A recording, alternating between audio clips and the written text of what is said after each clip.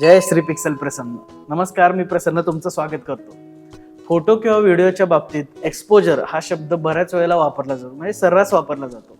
पण त्याचा खरा अर्थ काय ते आज आपण या व्हिडिओमध्ये बघणार आहोत. साध्या सोप्या भाषेत एक्सपोजरचा अर्थ समजून घ्यायचा असेल तर तो म्हणजे फोटो मधला किंवा व्हिडिओ मधला प्रकाश. जर आपण मॅन्युअल मोड मध्ये फोटो काढत असू तर हा प्रकाश किती असावा हे आपण ठरवतो.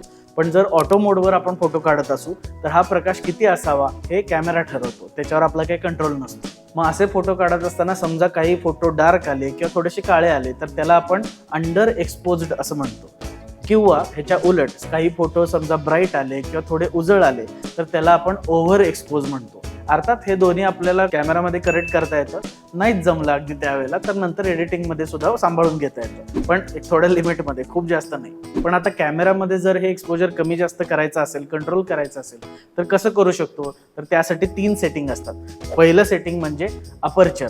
अपर्चर म्हणजे लेन्सच्या मागे जे ओपनिंग असतं त्याला अपर्चर म्हणतात. ते ओपनिंग जेवढं मोठं तेवढा प्रकाश सेन्सरवर जास्त पडणार, ते ओपनिंग जेवढं छोटं तेवढा सेन्सरवर प्रकाश कमी पडणार. साधं सिंपल गोष्ट. दुसरी सेटिंग म्हणजे शटर स्पीड. शटर स्पीडचा अर्थ काय तर सेन्सरच्या पुढे 2 शटर्स असतात. ती किती फास्ट किंवा किती स्लो काम करतात त्याच्यावर शटर स्पीड ठरतो. साहजिकच आहे, जेवढा वेळ शटर ओपन असेल तेवढा वेळ जास्त प्रकाश आत येत राहतो, सेन्सरवर पडत राहतो, म्हणजे फोटोमधलं तुमचं एक्सपोजर हे वाढतं किंवा वाढवता येतं. ह्याच्या उलट समजा तो शटर स्पीड खूप फास्ट असेल तर तेवढ्या कमी वेळात प्रकाश आत कमी येतो, म्हणून फोटोमधलं एक्सपोजर कमी होतं. तिसरं सेटिंग म्हणजे ISO.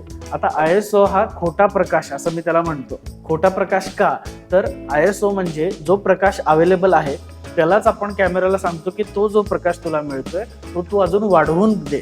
म्हणजे थोडक्यात काय, जो तुला डार्क पिक्सल वाटतोय तो अजून थोडा ब्राईट कर. असं सगळ्याच पिक्सलच्या बाबतीत होतं. मग याचा परिणाम काय होतो तर फोटो तुमचा ब्राईट दिसतो, एक्सपोजर तुमचं वाढतं, पण त्याच्यामध्ये नॉईज पण खूप जास्त येतो. आता हे तुम्ही कॅमेरामध्ये कोणती सेटिंग करू शकता एक्सपोजर कमी जास्त करण्यासाठी ते झालं. पण कॅमेराच्या बाहेरून सुद्धा आपण फोटोमधलं एक्सपोजर कमी जास्त करू शकतो.